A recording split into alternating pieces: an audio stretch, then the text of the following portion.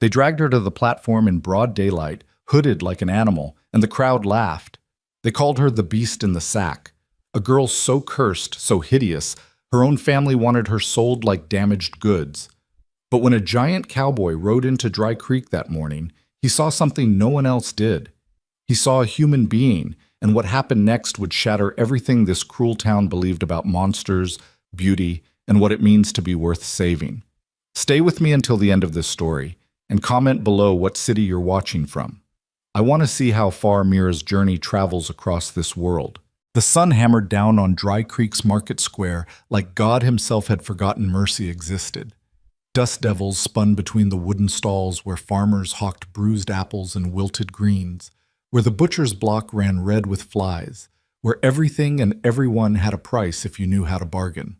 It was the kind of town where desperation wore a smile and cruelty dressed up as entertainment, where decent folk learned to look away because looking away was easier than caring. But today, the crowd wasn't looking away. Today, they'd gathered thick as locusts around the auction platform at the square's east end, jostling for position, pointing and laughing like they'd stumbled onto the finest show this side of the Mississippi. On that platform, shackled at the wrists and ankles, stood a figure wrapped head to toe in stained burlap. The sack hung loose around a small frame, cinched at the neck with coarse rope that had rubbed the material raw.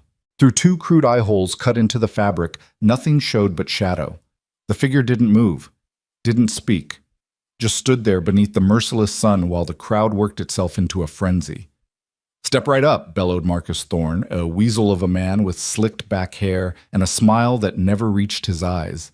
He wore a threadbare suit that might have been fine 20 years ago, and he wielded a walking cane like a showman's prop, rapping it against the platform boards for emphasis. "Come see the marvel, the mystery, the monster we've kept hidden all these years." A woman in a faded calico dress clutched her husband's arm, giggling nervously. "Is it real? Is there really something under there?" "Oh, it's real, ma'am." Marcus swept his cane toward the hooded figure. "Real as the devil's own handiwork, my own flesh and blood, though it shames me to say it. But a man's got limits, don't he? A man can only bear so much ugliness under his own roof before it starts to poison everything decent." The crowd murmured its agreement. Behind Marcus stood his wife, Margaret Thorne, a hard-faced woman with lips pressed so thin they'd nearly disappeared. She held a handkerchief to her nose as though the hooded figure emitted some foul stench, though anyone with eyes could see the only thing rotting in Dry Creek that day was human decency. "We've fed it, clothed it, kept it out of Christian sight for 16 long years," Margaret added, her voice sharp as a whip crack. "Locked it away where it couldn't frighten the God-fearing. But charity has its limits. Every family's got a burden, but ours has been a curse since the day she caught herself. It crawled out of the flames." "Flames?" someone called out. "What happened?" Marcus leaned on his cane, warming to his tale. "House fire, back when the creature was 5 years old. Started in the kitchen where it was playing with matches. Foolish child. Killed its grandmother, scarred itself beyond recognition.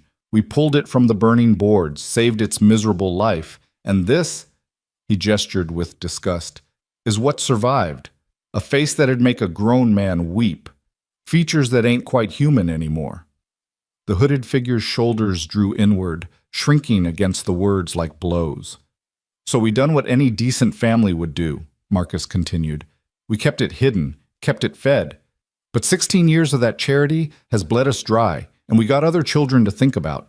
Normal children who deserve a future not shadowed by this beast," Margaret finished coldly. "That's what the hands call it. The beast in the sack." The crowd pressed closer, morbid fascination glittering in their eyes. A boy no older than 12 picked up a clod of dirt and hurled it at the platform. It struck the hooded figure's shoulder, and the crowd erupted in laughter. Now," Marcus chided with mock severity, though his eyes gleamed with approval. "Let's keep this civilized. We're here to find this creature a new home, a fresh start. Surely there's someone charitable enough to take it off our hands, someone with a strong stomach and a stronger fence?" "How much you askin'?" called a rancher in a dust-covered hat. "We ain't greedy," Marcus replied. $20, and it's yours. Take it home, put it to work. It can cook, clean, mend, does all right with its hands. Just keep it covered. Keep it out of sight of decent folk. and you'll have yourself a tireless servant." "I wouldn't pay 20 cents, someone shouted. "Not for something you gotta keep bagged like spoiled meat." The laughter that followed was ugly, sharp-edged. The hooded figure's breathing came faster now, visible in the rapid rise and fall of the burlap sack. Thin fingers, visible beneath the wrist shackles, trembled. An older woman with a kind face started to step forward, her hand reaching for her husband's sleeve. "Samuel, maybe we could—" "Don't!" He cut her off, firm but not unkind. "Don't get involved in thorn business. Nothing good comes of it." She hesitated, then retreated into the crowd, and the hooded figure seemed to shrink even smaller. $10, Marcus called out, desperation creeping into his voice now. "Surely someone's got $10 for a working servant?" "5, came a gravelly voice from the back. "And only 'cause I need help with the hogs. Figure something that ugly won't spook 'em none." The crowd roared with laughter. Marcus was about to respond when the atmosphere shifted. A change as sudden as a summer storm rolling over the plains. The laughter died mid-breath. Heads turned. The crowd parted like the Red Sea before Moses, though nobody seemed quite sure why they were moving, only that something in their bones told them to make way. Through the gap rode a man on a horse so black it seemed to swallow sunlight. But it wasn't the horse that made the crowd step back. It was the rider. Colt Maddox stood 6 feet 6 inches in his boots, built like a mountain had decided to walk upright and wear a duster coat. His shoulders were broad enough to carry timber, his hands large enough to palm a man's skull like a melon. Beneath a wide-brimmed hat, his face was all hard angles and weathered planes, sun-carved features that spoke of long years under open sky, of dust storms weathered and harsh truths learned. But his eyes were what stopped people mid-breath. Gray as a winter dawn, they held a stillness that predators recognized in each other. Not cruel, not mean, just absolutely certain of what they were capable of and completely unimpressed by lesser men's noise. He dismounted in one fluid motion despite his size, boots hitting the packed earth with the finality of a judge's gavel. He didn't hurry, didn't speak, just walked toward the platform with the inevitability of sunrise, the crowd scrambling out of his path. Marcus Thorne's grin faltered. "Well now, Mr. Maddox, didn't know you were in town. You interested in—" "How much?" Colt's voice was deep as a well, quiet as distant thunder. What?" "The girl. How much?" Marcus licked his lips, suddenly uncertain. Everyone in 3 counties knew Colt Maddox. Knew he ran a ranch north of town with his 3 children after his wife passed. Knew he kept to himself, paid his bills, and didn't tolerate fools. Also knew that the last man who'd tried to cheat him in a cattle deal had ended up with his arm in a sling and his pride in splinters. $20, Marcus said, trying to sound confident. "Like I said, she's a hard worker, just needs a firm—" "She!" Colt's gaze fixed on Marcus like a rifle sight. "Thought you called it a beast." Margaret stepped forward, her handkerchief clutched tight. "Now see here, Mr. Maddox, this don't concern—" Colt's eyes shifted to her, and whatever she saw there made her step back so fast she nearly tripped on her skirts. 20, Marcus repeated, recovering his bluster. "And the chains come with her, seeing as she's prone to wandering if you don't—" Colt reached into his coat and produced a small leather pouch. He counted out bills, not 20, but 25, and set them on the platform edge with the care of a man handling dynamite. "Open the lock," he said. "Now hold on," Marcus began. "There's paperwork to—" Colt reached out, almost casually, and wrapped one massive hand around Marcus's walking cane. For a heartbeat, nothing happened. Then he twisted, just once, and the cane snapped like kindling. The crack echoed across the suddenly silent square. "Open." "The lock." Marcus scrambled for the key with shaking hands, nearly dropping it twice before he managed to fit it into the shackles. The chains fell away with a clatter that sounded too loud in the stillness. The hooded figure swayed, free limbs uncertain, then started to crumple. Colt caught her before she hit the boards. One arm swept beneath her knees, the other behind her shoulders, and he lifted her as easily as a man might lift a child. She weighed almost nothing, all bones and fear and starvation beneath that burlap shroud. "Now wait just a minute," Margaret shrilled. "You can't just— She's ours until—" "She's no one's," Colt said, and there was something in his voice that made it fact rather than opinion. "You sold her. Transaction's complete." He turned, The girl cradled against his chest and began walking back toward his horse. The crowd remained frozen, unsure whether to be terrified or enthralled. Behind him, Marcus found his voice. "You'll regret it," he called out, trying to save face. "You'll see what we had to live with. That face will haunt your nightmares. Your children will have terrors. You'll be begging us to take it back within a week." Colt didn't turn around, didn't pause, but his voice carried clear across the square. "I've seen nightmares. They don't usually come chained on auction blocks." He reached his horse, adjusted his grip on the girl, and somehow mounted with her still in his arms, a feat of horsemanship and strength that left the crowd murmuring. Once settled in the saddle, he positioned her carefully in front of him, one arm locked secure around her waist. "Easy now," he murmured, though whether to the girl or the horse wasn't clear. "We're going home." The black horse wheeled and started forward at a steady walk. As they passed through the crowd, a few people stepped forward as if to speak, questions forming on their lips, protests or warnings or simple curiosity. But something in Colt's bearing made the words die unspoken. The hooded girl remained utterly still in his arms, her covered head bowed, her whole body rigid as stone. But as they cleared the edge of the market square and turned onto the north road, something changed. A small sound emerged from beneath the burlap. Not quite a sob, not quite a breath. Just a tiny exhalation that might have been the first easy breath she'd taken in years. Colt's arm tightened slightly around her waist. Not constraining, anchoring.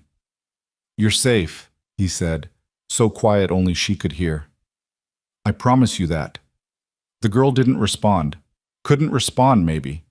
But her rigid posture eased by the smallest degree, her weight settling back against his chest as the town of Dry Creek disappeared behind them in a cloud of dust and broken expectations. The ride north took the better part of 2 hours. Colt kept the horse to a steady pace, fast enough to put distance between them and town, slow enough that the girl wouldn't be jostled. She remained silent the entire journey, occasionally shaking with what might have been sobs or shock, her fingers clutching the burlap around her throat like it was armor rather than prison. Colt didn't push, didn't speak beyond low murmurs to his horse. He'd learned long ago that some silences were sacred, that sometimes the kindest thing you could do was simply be present without demanding anything in return. The land changed as they traveled.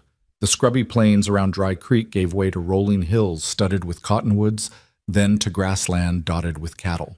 In the distance, the Bitterroot Mountains rose like sleeping giants, their peaks still crowned with last winter's snow despite the summer heat. Finally, they crested a hill and Colt's ranch spread out below, a sturdy 2-story house built from dark timber, a barn that could shelter 50 head, corrals, and outbuildings arranged with the precision of a man who valued order. Smoke curled from the chimney, and 3 small figures burst from the front door at the sound of approaching hoofbeats. "Pa!" The oldest, a girl of 12 with her father's gray eyes and her late mother's dark hair in braids, stopped short at the sight of the hooded figure. Behind her, twin boys of 9 skidded to a halt, nearly colliding with their sister. "Emma," Colt said as he dismounted, carefully keeping the girl steady. "Sam, Ben, I need you to go inside and set an extra place at the table." Emma's eyes widened. "Pa, who's—" "Do what I ask, sweetheart. We'll talk inside."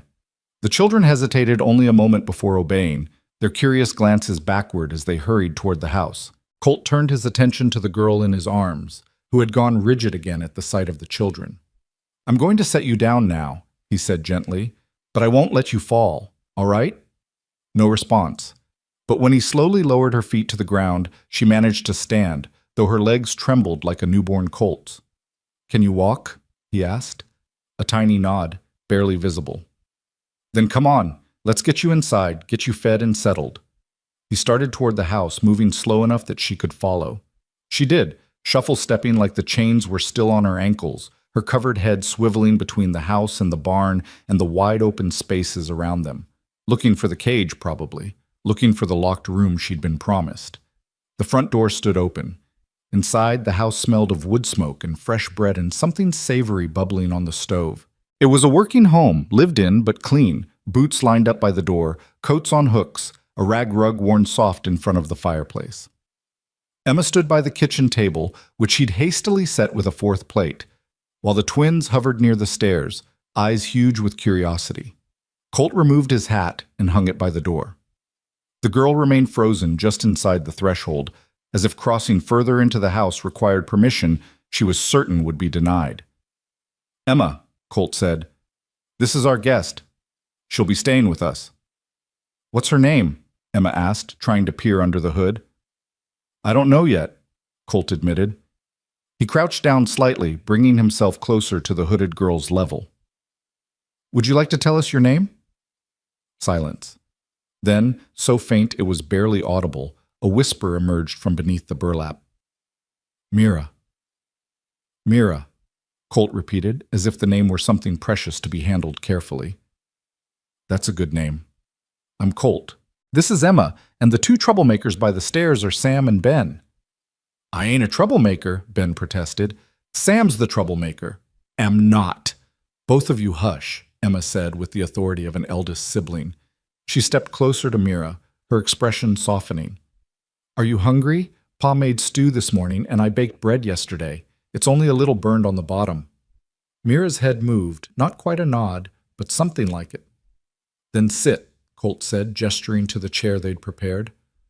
"Emma, dish up 4 bowls. Boys, wash your hands and come eat."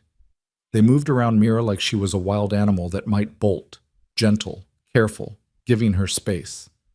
She remained standing until Colt pulled out the chair himself and waited, patient as stone, until she finally shuffled forward and lowered herself onto it. Even sitting, she kept the burlap clutched tight around her throat. Her hands, emerging from the sack's rough sleeves, were thin as bird bones, the nails broken and dirty.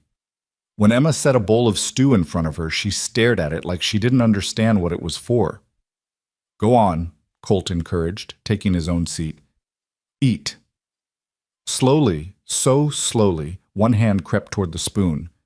She lifted it with the trembling care of someone defusing a bomb, brought it to the edge of the burlap where her mouth must be, and somehow maneuvered a bite beneath the hood. The family ate in near silence. The only sounds the clink of spoons on tin bowls and the crackle of the fire. But it wasn't an uncomfortable silence. The children had been raised better than to stare, though their curiosity was palpable. Colt kept his attention on his own meal, but his awareness never left Mira, noting how she flinched at sudden movements, how her breathing hitched when Sam dropped his spoon, how she ate like someone who expected the food to be snatched away any moment. When the bowls were empty, Emma cleared the table without being asked. The twins fidgeted in their chairs, clearly bursting with questions they'd been taught were impolite to ask. "Boys," Colt said, "go do your evening chores. Emma, help them with the chickens, please." "But Pa," Sam began. "Now, please." They went, reluctance in every step, and suddenly the kitchen was quiet again. Just Colt and Mira, the firelight casting long shadows across the worn floorboards. Colt pulled his chair around the table corner, closer to Mira, but still not crowding. When he spoke, his voice was gentle as a man trying not to spook a wounded creature. "Mira, I'm going to be straight with you. You're safe here. No one's going to hurt you, lock you away, or sell you again. But I need to know. Are you injured? Are you sick? Do you need a doctor?" The hooded head shook violently. "No doctor, please." "All right. No doctor if you don't want one." He paused, choosing his words carefully. "Are you going to keep that sack on?" Her hands clutched tighter at the fabric. "Yes." "Even to sleep? Even when you wash?" "Yes." He nodded slowly. "That's your choice. I won't force you to do anything you're not ready for. But I will say this. There's nobody here who's going to judge you, whatever's under that hood. Nobody here cares what you look like. We care that you're fed, safe, and treated decent. Understand?" A long pause. Then, barely audible. "Why? Why what? Why did you—" Her voice broke, and she had to start again. "Why did you buy me?" Colt leaned back in his chair, considering the question with the seriousness it deserved. "I lost my wife 3 years ago," he said finally. Fever took her in the space of a week. One day she was laughing at Sam's jokes, the next she was too weak to stand, and then she was gone. He looked toward the fire, his expression distant. "After she passed, I thought I'd lost more than just her. Thought I'd lost the part of me that could see people as people instead of just shapes that took up space. Thought I'd gone cold all the way through. He turned back to Mira. Then today I rode into town and saw you on that platform. Saw how they looked at you, talked about you, like you were less than human. And something in me just broke. Or maybe woke up. I don't know which.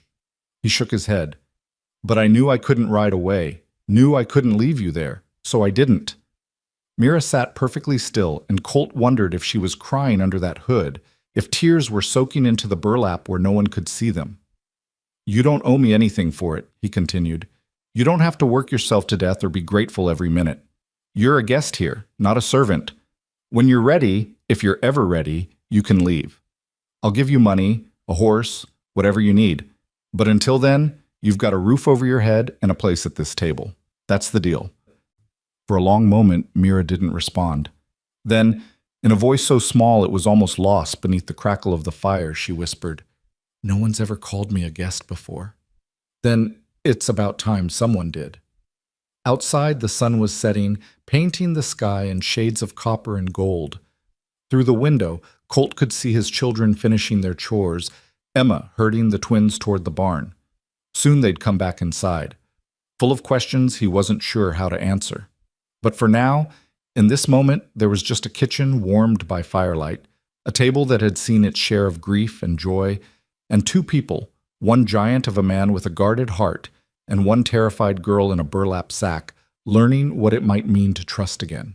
Mira's hands slowly loosened their death grip on the fabric at her throat, not removing it, not yet, but easing, just slightly, the way a person might ease their grip on a weapon when they finally believe the battle is over. "Thank you," she breathed. Colt nodded once, then stood to stoke the fire, giving her privacy for whatever emotions were moving across her hidden face. Outside, the first stars began to emerge, and somewhere in the distance, a coyote called out to the coming night. In the morning, there would be questions to answer, routines to establish, a dozen small adjustments to make. But tonight, for the first time in 16 years, Mira Thorne would sleep in a house where she was not a monster, not a curse, not a beast, just a girl named Mira who had finally, impossibly, found something she'd never dared hope for. She'd found a home. The first night passed in restless silence. Colt had given Mira the small room at the end of the upstairs hall, once a sewing room, now hastily converted with a narrow bed, a wash basin, and a window that looked out over the eastern pasture. He'd left the door open a crack, not to watch her, but to let her know she wasn't locked in, that she could leave if she needed to. Around 2 in the morning, he'd woken to the sound of footsteps on the stairs, soft, hesitant, like someone testing whether the floorboards would give them away. He'd found her in the kitchen, still hooded, standing motionless by the back door with her hand on the latch. "You can go if you want," he'd said quietly from the doorway, making sure she knew he wasn't blocking her path. "Door's not locked. Never will be." She'd stood there for what felt like an eternity, her thin shoulders rising and falling with rapid breaths. Then slowly, so slowly, her hand had dropped from the latch. She'd turned and shuffled past him without a word, back up the stairs to her room. In the morning, he'd found her curled in the corner of that room rather than on the bed, the quilt he'd left folded at the foot pulled around her like she was building a nest. She hadn't touched the bed at all. It was Emma who figured it out. "She's not used to soft things," his daughter had whispered over breakfast that second morning, while Mira sat silent at the table, her hooded head bowed over a plate of eggs she was eating one tiny bite at a time. "Probably thinks she doesn't deserve it." Colt had looked at his 12-year-old daughter with a mixture of pride and heartbreak. Too young to carry that kind of understanding, but there it was anyway. The days that followed fell into an uneasy rhythm. Mira remained in her hood and sack, never removing them even for a moment. She ate when food was put in front of her, but never asked for anything. She stayed in corners and against walls, always positioning herself where she could see all the exits. At night they'd hear her pacing, soft footfalls overhead like a ghost learning to haunt in reverse. The children, to their credit, adapted with the easy resilience of youth. After the initial shock wore off, they simply accepted that the hooded girl was part of their household now, as natural as the chickens in the yard or the cattle on the hills. It was the twins who started it, though Colt never did figure out which one had the idea first. 5 days after Mira's arrival, Sam approached her as she sat in her usual corner of the living room, watching the family go about their evening. He held out a piece of paper and a stub of charcoal. "Can you draw?" he asked. The hooded head tilted, uncertain. I don't know." "Everyone can draw something," Ben chimed in, appearing at his brother's elbow. "Even if it's just stick people. Look." He grabbed another piece of paper and sketched a crude figure, basically a circle with lines for limbs. "See? That's Pa. He's tall." Despite herself, a sound emerged from under Mira's hood. It might have been a laugh, might have been a sob. Hard to tell. "Here," Sam said, offering the charcoal again. "Draw something on the wall." "Sam," Emma warned from her seat by the fireplace. "Pa said no drawing on the walls." "I said no drawing on the inside walls," Colt corrected from his chair, where he was mending a bridle. "Outside of the house is fair game." The twins exchanged gleeful looks and immediately bolted for the front door. Mira remained frozen for a moment, then slowly rose and followed, drawn by curiosity, or maybe just the novelty of being included in something. Outside, the evening air was cooling, the sun beginning its descent toward the mountains. The boys were already at work on the side of the house, their charcoal stubs scratching against the weathered wood. "Look," Ben said, stepping back to reveal his masterpiece, a lopsided horse that looked more like a dog with a very long neck. "That's Thunder." Thunder being Colt's black stallion, who would probably be offended if he knew. Sam had drawn what appeared to be a chicken, though it could have been a tumbleweed with legs. "And that's General Cluckerson," he announced proudly. Mira stood a few feet away, the charcoal clutched in her thin fingers. She stared at the blank expanse of wood like it was a test she was destined to fail. "You don't have to draw good," Sam said, noticing her hesitation. "Just draw something you like." For a long moment, nothing happened. Then, slowly, Mira's hand moved. The charcoal touched wood, and a line appeared. Then another. Her movements were hesitant at first, then grew more confident as the image took shape. When she stepped back, all three children went quiet. On the wall was a bird in flight. Not perfect by any means, the proportions a bit off, the wings uneven, but there was something about it that caught in the throat. The way the wings were spread wide, the way the head was tilted upward, the way every line seemed to strain toward the sky. It wasn't just a bird. It was the idea of freedom drawn by someone who'd never known it. "That's real pretty," Emma said softly, having wandered out to see what the commotion was about. Mira's hands twisted the charcoal, nearly breaking it. "It's just a bird." "It's a good bird," Ben insisted. "Better than Sam's chicken." "Hey!" Emma picked up another stub of charcoal. Without asking permission, she stepped up to the wall beside Mira's bird and began to draw. Her hand was more practiced. She'd inherited her mother's artistic bent, and soon a flower emerged, petals open to an invisible sun. "There," Emma said, satisfied. "Now your bird has something pretty to fly to." The twins immediately jumped back in, adding their own contributions around the bird and flower. More animals, a crooked sun, what might have been a tree, or possibly a very lumpy cloud. They worked in companionable chaos, occasionally squabbling over space, their laughter ringing out across the yard.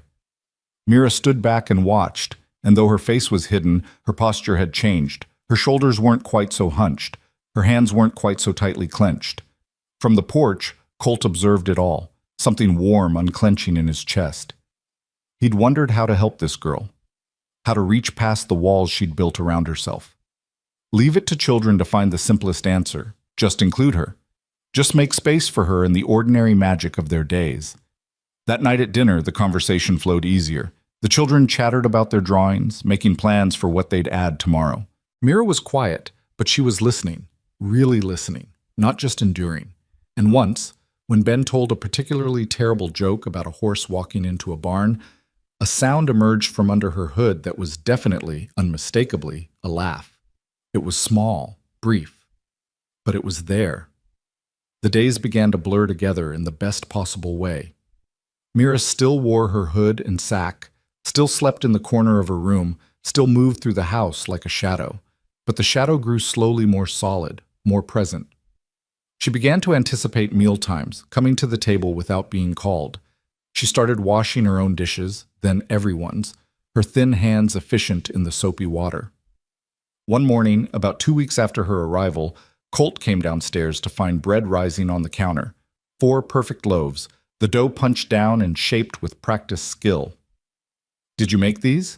he asked Mira, who was huddled in her corner, watching the sunrise through the kitchen window. A nod. "When?" "Before dawn. I couldn't sleep. I hope that's all right. I found the flour and yeast, and I thought maybe I could—" Her voice rose with panic. "I'm sorry, I shouldn't have used your—" "Mira." His voice was gentle but firm. "It's fine. Better than fine. This is your home, too. You don't need permission to use the kitchen." She went very still. "Home?" "Yes. But you're just a person who lives here, same as Emma, same as the boys, same as me. That makes this your home." He could hear her breathing quicken beneath the hood, the sound of someone trying not to cry. Before she could retreat further into herself, Emma came bounding down the stairs, still in her nightgown, her dark hair a wild tangle. "Is that bread I smell?" She made a beeline for the counter. "Oh, Mira, it looks perfect. Can you teach me? Mine always comes out flat as a board." Yes, I could teach you."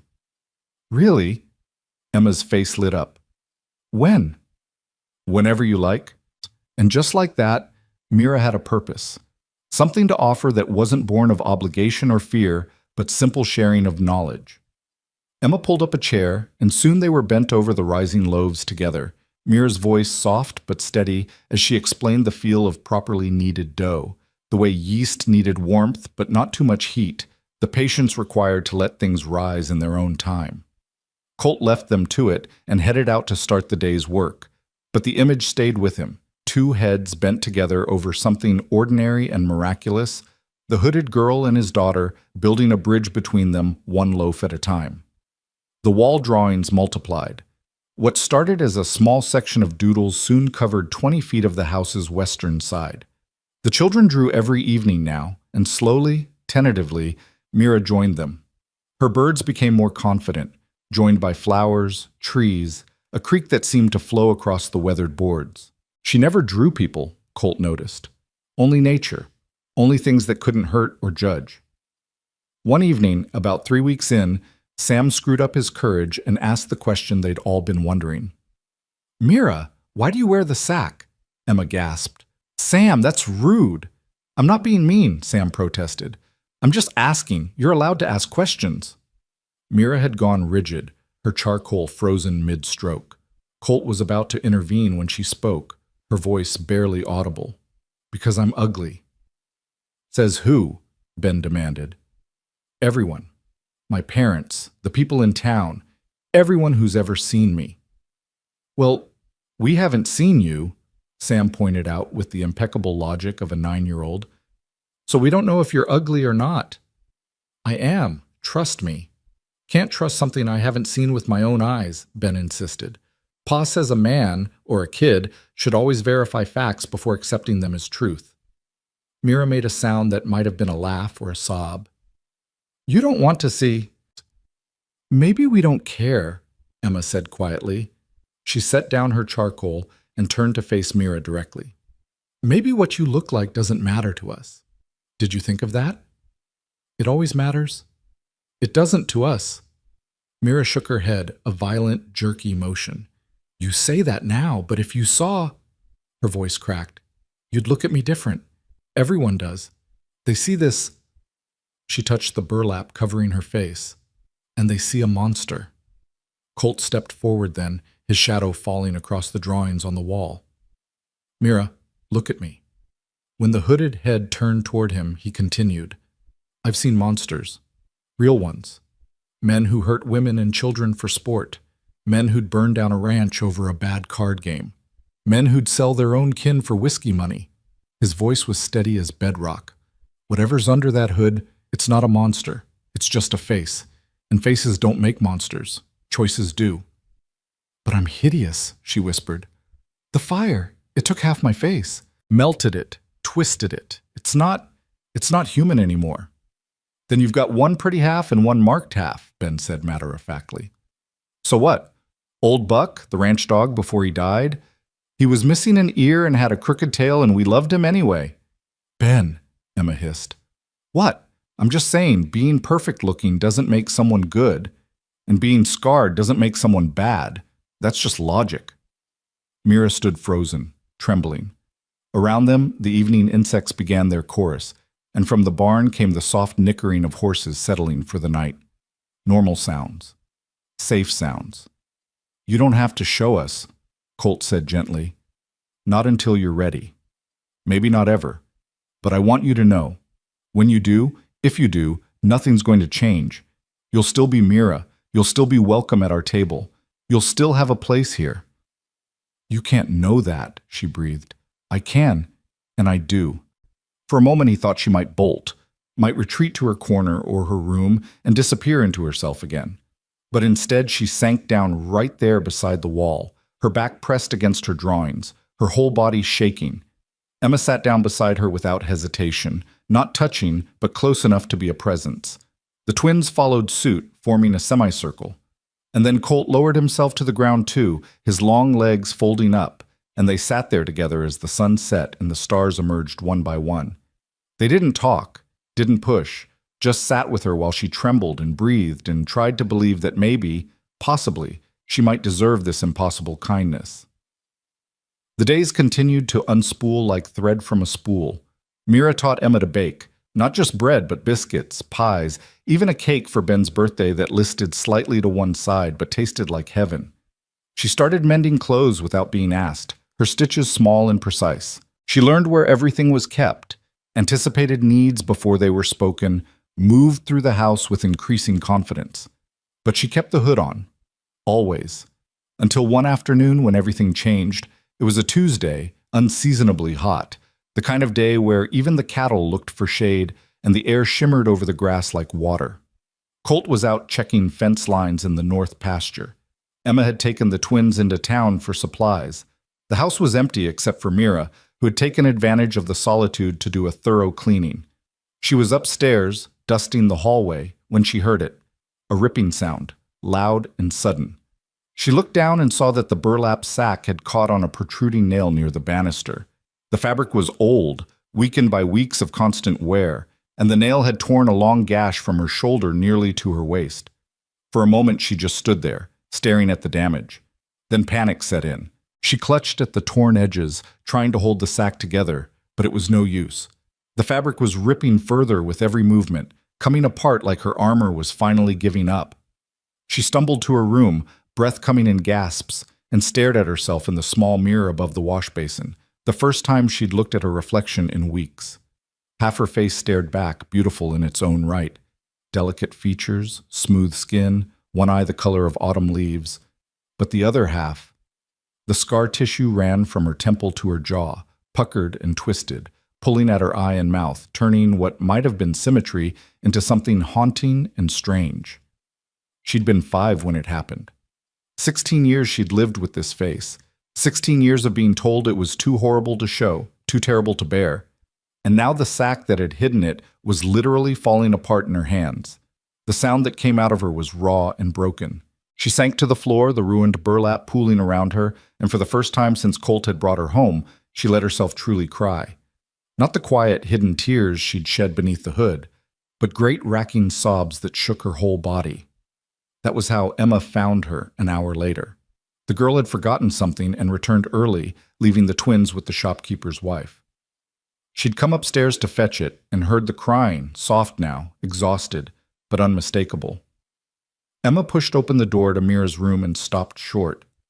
Mira looked up, her face fully visible for the first time, tears streaming down both the smooth side and the scarred side. She grabbed for the torn burlap, trying frantically to cover herself, her voice rising in panic. Don't look, please don't. Mira, Emma's voice was steady. She stepped fully into the room and closed the door behind her. Mira, it's all right. It's not, you can see. You can see what I am. Emma crossed the room and dropped to her knees in front of Mira. She reached out slowly, telegraphing her movement, and gently pulled Mira's hands away from her face. I can see you, Emma said quietly. And you're beautiful. I'm not. I'm hideous. Everyone says. Everyone's a liar. Emma's voice was fierce now, her gray eyes, her father's eyes, blazing with conviction. You're beautiful, Mira. Different, yes. Marked, yes, but beautiful. And anyone who can't see that is blind and stupid and not worth your tears. Mira stared at her, shock temporarily overriding panic. You mean that? I don't lie. Emma reached up and touched Mira's scarred cheek with infinite gentleness. This doesn't make you a monster. It makes you someone who survived. That's not the same thing at all. The tears came again, but different this time. Softer. The kind that wash clean rather than drown.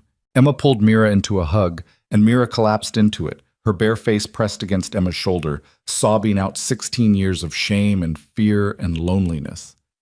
They stayed like that until the tears ran dry and Mira's breathing evened out. Finally, Emma pulled back and surveyed the ruined burlap. Well, she said practically, we can't put that back together, and it's too hot for another sack anyway. How about we find you a real dress? Mira's hand flew instinctively to her face. But people will see. People here already know you, and they don't care about your face, trust me. Emma stood and offered her hand. Come on, Ma had some dresses I've been saving. One of them should fit you. Slowly, trembling, Mira took her hand and let herself be pulled to her feet. In Emma's room, which had once been her parents' room, Emma pulled out a trunk from under the bed. Inside were dresses carefully folded and preserved, smelling faintly of lavender. She selected one in soft blue cotton, simple but well made, with long sleeves and a high collar. Here, try this.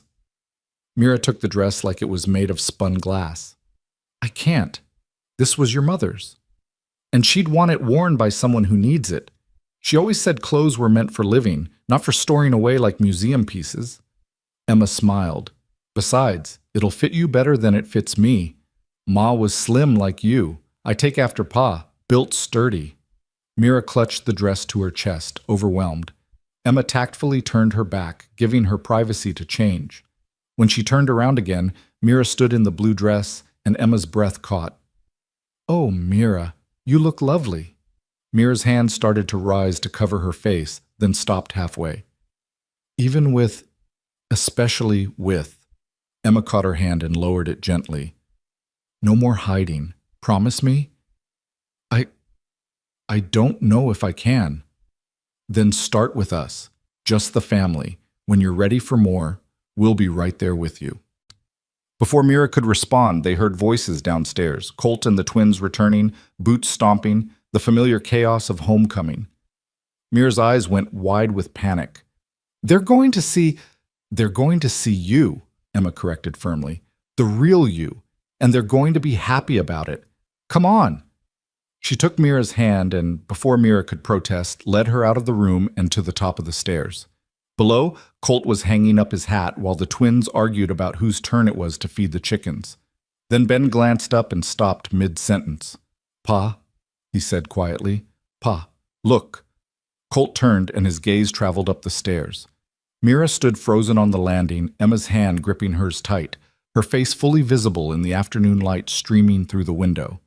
One side smooth and lovely, the other marked by fire and time and pain, both sides equally hers, both sides exposed for the first time. For one terrible moment, she waited for the screams, the revulsion, the confirmation of everything her parents had taught her to believe about herself. Instead, Colt's face softened. He smiled, a real smile, warm and genuine, and said simply, "Welcome home, Mira." Sam rushed up the stairs without hesitation. You've been hiding such pretty eyes. I mean, both of them. Even the squinty one is nice. Sam, Emma groaned. What? It is. Ben followed his brother. He tilted his head, studying Mira's face with the frank curiosity of childhood. Does it hurt? Not anymore, Mira whispered. Good, because it looks like it used to hurt a lot. He reached out and touched her hand. I'm glad you don't have to wear that scratchy sack anymore. It looked uncomfortable. And just like that, the terror drained out of her. These children, these beautiful, impossible children, were looking at her face and seeing only her. Not a monster, not a curse, just Mira. Colt climbed the stairs slowly, giving her time to bolt if she needed to. When he reached the landing, he met her eyes, both the clear one and the one framed by scarring, and spoke with quiet intensity. I meant what I said before. Nothing's changed. You're still you, still welcome, still home. Mira's throat worked, but no sound came out. Instead, she did something she hadn't done since she was 5 years old. She smiled. It was lopsided, the scarred side of her face not moving quite the same as the smooth side, but it was genuine and bright and achingly hopeful. Emma squeezed her hand. See? I told you. That evening they sat down to dinner as they always did, but everything felt different. Mira sat without her hood, her face bare, her hair, which she'd washed and braided with Emma's help, hanging in a damp rope over one shoulder. She ate without having to maneuver food under burlap. She smiled when Sam told his terrible jokes. She looked people in the eye when they spoke to her. She was, for the first time in 16 years, simply present in her own life. After the meal, as the children cleared dishes, Colt found Mira standing at the kitchen window, staring out at the darkening hills. "You all right?" he asked quietly. She nodded, not trusting her voice. "It's a big step, showing your face." "I didn't mean to," she admitted. "The sack tore, and I panicked, and then Emma—" She trailed off, shaking her head. "I thought it would be terrible. I thought people would scream or run or look at me with disgust, but they just saw me. Because that's all there is to see. Just you." She turned to face him, and in the lamplight, her mismatched features held a kind of fierce beauty. "Why are you so kind to me? I told you before, no, really, why? You don't know me. You didn't owe me anything.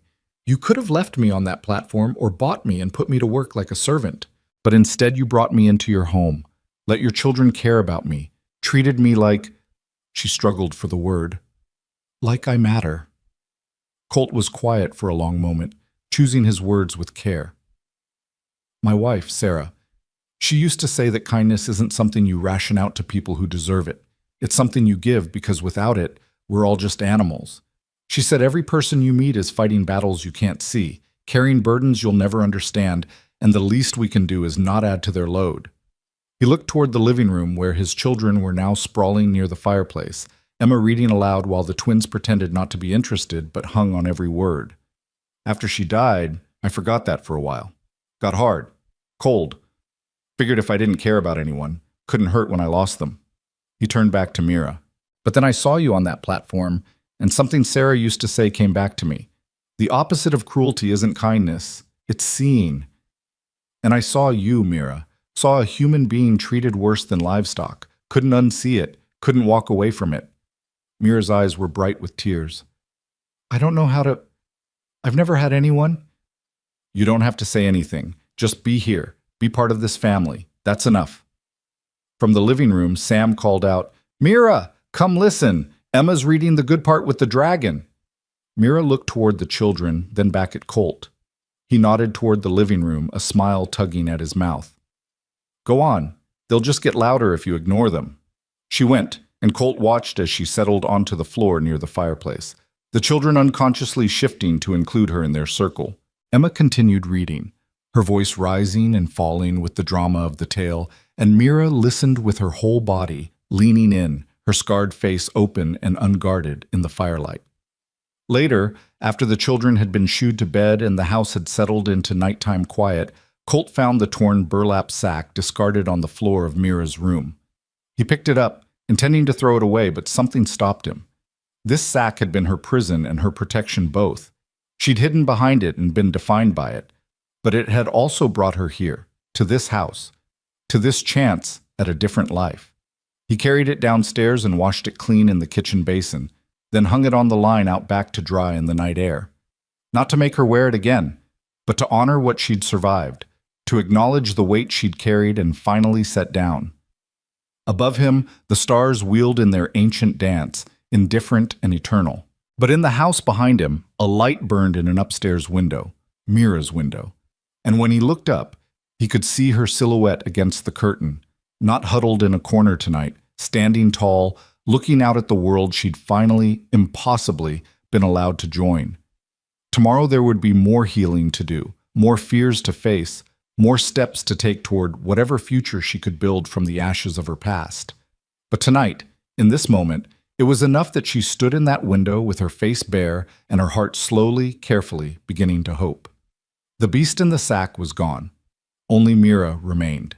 The weeks that followed her unveiling passed like a dream Mira kept expecting to wake from. She moved through the house in her borrowed dresses. Emma had given her 3 of her mother's, all altered to fit, with her face bare and her heart cautiously opening.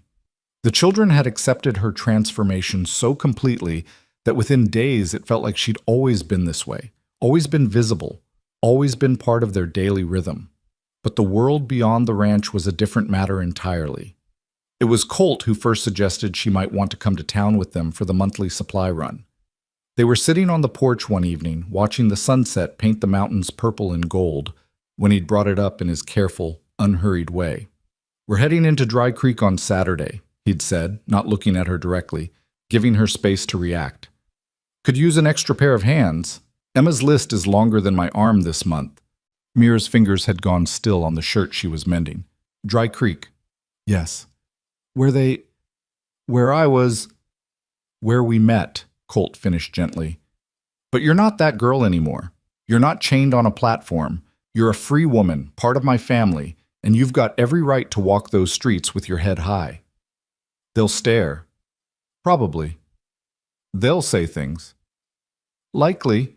She'd set down her mending and wrapped her arms around herself, the old protective gesture returning. "I don't know if I can."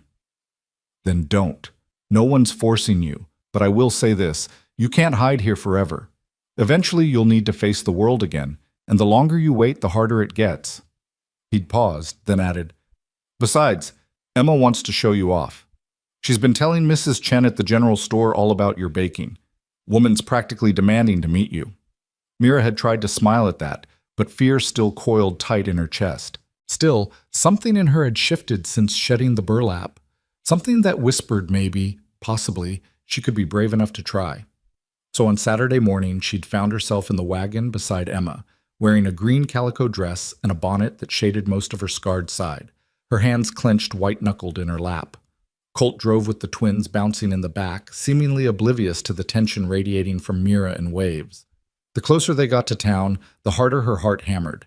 She recognized landmarks, the crooked oak, the creek crossing, the hill that marked the final approach. And then Dry Creek spread before them, its single main street lined with false-fronted buildings, its market square still bustling with Saturday commerce. "You all right?" Emma whispered. Mira shook her head. I can't do this. Please let me wait in the wagon." "Hey," Emma grabbed her hand. "You're not alone. We're all right here. And if anyone says one mean word, Pa will—" "I won't have to do anything," Colt interrupted mildly as he pulled the wagon to a stop in front of the general store. "Because Mira's going to hold her head up and show this town exactly what a real lady looks like. Isn't that right?" It wasn't really a question. It was a challenge, delivered in that quiet way of his that somehow expected the best from people and usually got it. Mira found herself nodding before she'd consciously decided to, found herself letting Emma help her down from the wagon while her knees threatened to give out. The street was crowded, families doing their shopping, ranchers haggling over equipment, children darting between adults like minnows in a stream. And then someone noticed her. The recognition rippled outward like a stone dropped in still water. Conversation stuttered, heads turned.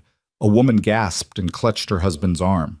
Within seconds, it felt like every eye in Dry Creek was fixed on Mira's face. She wanted to run, wanted to disappear, wanted the burlap hood back despite everything, because at least then she'd been invisible, protected by anonymity even if it was suffocating. But Emma's hand was firm in hers, and Colt's presence at her back was solid as stone, and somehow her feet kept moving toward the general store. "That's her," someone whispered, not quietly enough. "That's the Thorn girl. The beast. Lord have mercy, look at that face. Half pretty, half nightmare.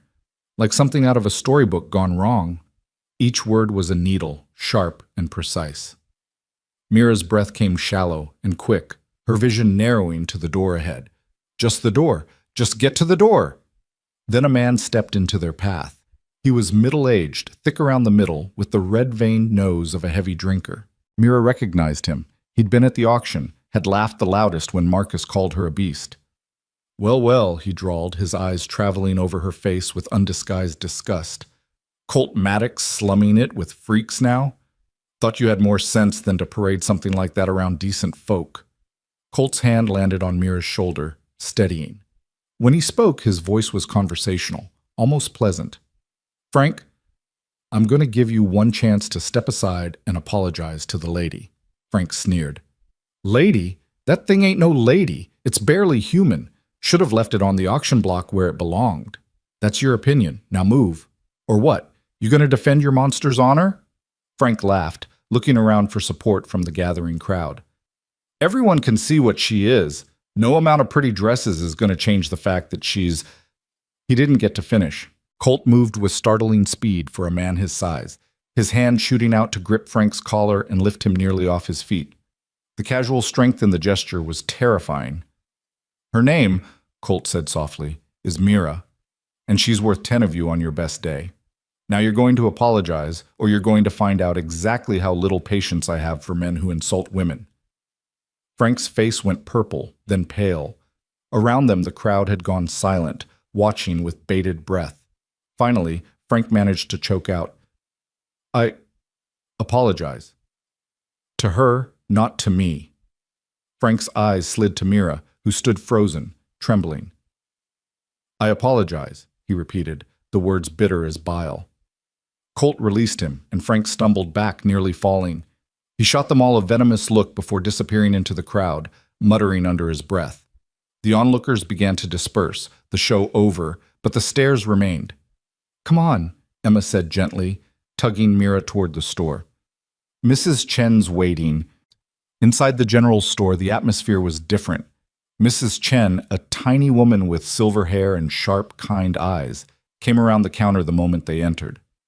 "So this is her," she said, looking Mira up and down without flinching. "Emma's told me all about you. Says you make bread that could make angels weep." Mira blinked, thrown by the matter-of-fact greeting. Yes, ma'am. I bake. I don't know about angels."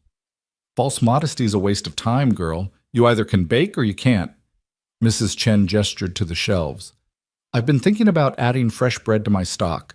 Store-bought's fine, but folks around here would pay premium for something homemade.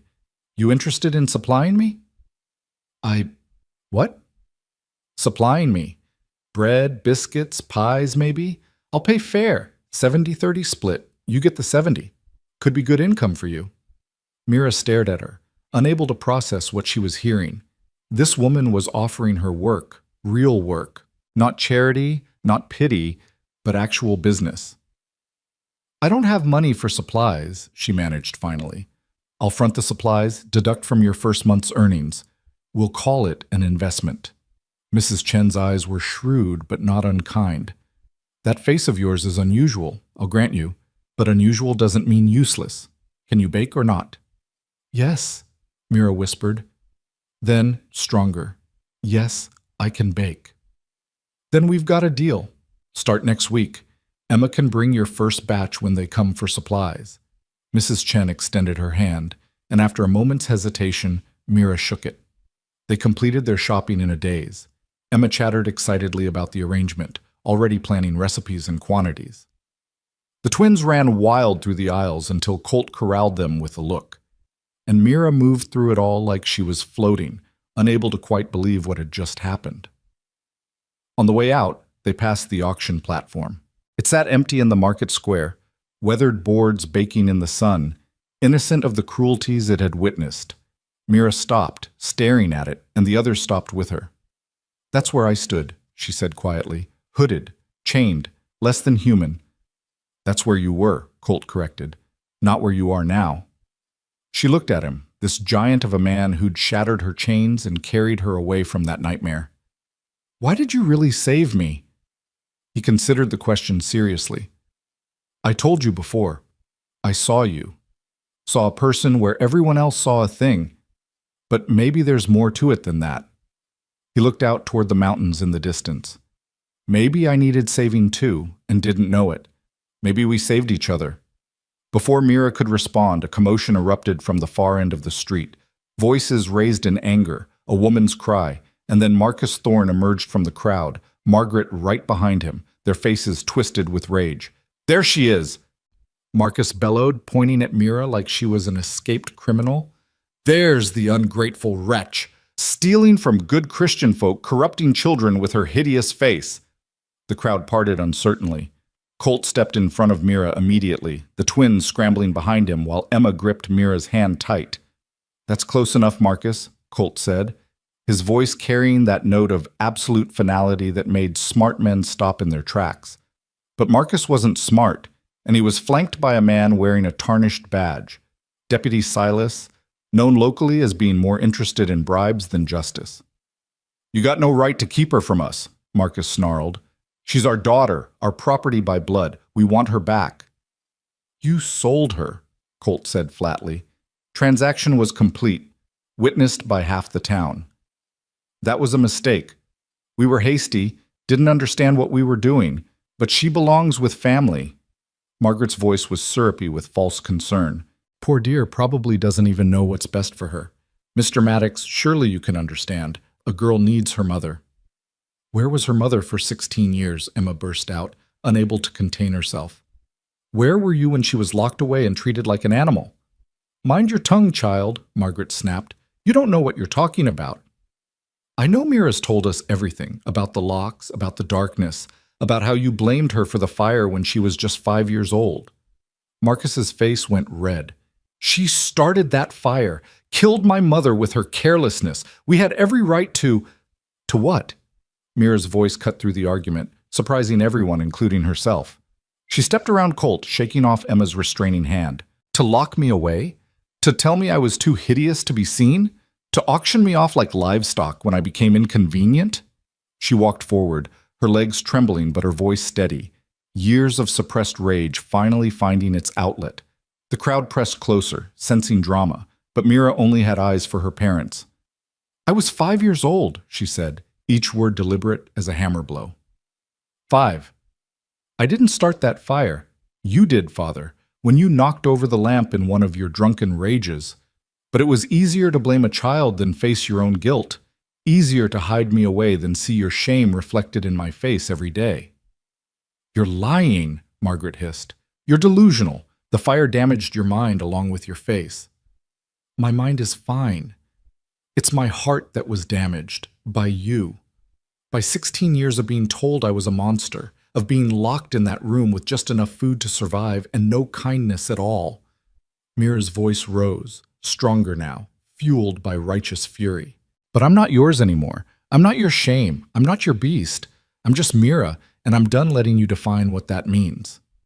The silence that followed was absolute. Even the deputy looked uncomfortable, his hand falling away from his gun belt. Marcus recovered first, his face contorting with rage. "You can't talk to us like that. We're your parents." "You were never my parents. Parents protect. Parents love. You just kept me alive long enough to ease your conscience." Mira turned to Colt. "Can they make me go back?" "Not while I'm breathing," Colt said simply. "The law says," the deputy began. "The law says she's an adult who was legally sold and bought. Transactions complete, papers filed. Unless you want to arrest every rancher in 3 counties who's ever bought anything at auction, you've got no case." Colt's eyes were hard as flint. "Now I suggest you escort the Thorns out of here before this gets uglier than it needs to be." Marcus lunged forward, rage overriding sense. "You can't keep her. She's ours. We have rights." Colt caught him by the shirt, stopping him cold. "You have nothing. You gave up any rights when you chained your own child on a platform and sold her for $20. Now get off my sight before I forget I'm trying to be civilized." He released Marcus with enough force to send him stumbling back into his wife. They stood there, impotent fury radiating from them, while the crowd watched with varying degrees of sympathy and disgust. Finally, Margaret grabbed her husband's arm. "Come on, this isn't worth it. Let her rot with her freak lover and his brats. See if we care." They retreated, the deputy following with obvious relief. The crowd began to disperse, some shooting Mira looks of pity, others of curiosity, a few of grudging respect. Mira stood there shaking, hardly believing what she'd just done. You all right? Colt asked quietly. She nodded, then shook her head, then laughed, a sound that bordered on hysterical. I don't know. I just told off my parents in front of the whole town. I've never stood up for myself before. You did good, Emma said fiercely, wrapping an arm around her waist. You were amazing. Can we go home now? Sam asked, looking worried. I don't like it here anymore. Yeah, Colt agreed. Let's go home. They loaded into the wagon and started back, but Mira couldn't stop shaking. The adrenaline that had carried her through the confrontation was draining away, leaving her hollow and terrified. She'd done it. She'd actually stood up to them. But at what cost? What if they came back? What if they brought more men, better lawyers? What if... Stop, Colt said gently, and she realized he'd been watching her spiral. You're safe. I meant what I said. They'll have to go through me to get to you. But what if... No what ifs. We'll deal with problems as they come, not before. Right now, just breathe. You're safe. You're going home. That's all that matters. She tried to believe him. Really tried. But the fear that had been her constant companion for 16 years wasn't so easily banished. It whispered to her all the way back to the ranch, painting scenarios of midnight raids and legal battles, and being dragged back to that locked room. By the time they reached home, she was nearly sick with anxiety. She helped unload the supplies with mechanical movements, her mind far away, trapped in dark possibilities. Dinner was a blur. The children's chatter barely registered, and when night fell and everyone went to bed, she found herself pacing her room, unable to settle. Around midnight, she gave up and went downstairs, intending to sit by the dying fire until exhaustion finally claimed her. But she found Colt already there, sitting in his chair with a book open, but clearly not reading it. Can't sleep either? He asked when she appeared in the doorway. She shook her head and moved to the hearth, staring into the embers. They're going to come back. Maybe. They'll bring more people. Find some way to force me back. They can try. You can't fight the whole town, Colt. You can't... Mira. He set down his book and leaned forward, elbows on his knees. Listen to me. I've been on this earth 43 years. Fought in range wars, faced down rustlers and bandits and men who thought being tough made them right. And I've learned something important. Bullies back down when you refuse to. Your parents are bullies. They'll bluster and threaten, but when they realize they can't intimidate us, they'll move on to easier targets. You don't know that. I know people, and I know cowards when I see them. He stood and crossed to her, his presence solid and reassuring. But let's say I'm wrong. Let's say they do come back with force. What then? Then you get hurt trying to protect me. The children get hurt. Everything you've built gets destroyed. Because of me. Or, he said quietly, we stand together and show them that family isn't about blood. It's about choosing each other every single day. It's about protection and love and refusing to back down when someone threatens the people you care about.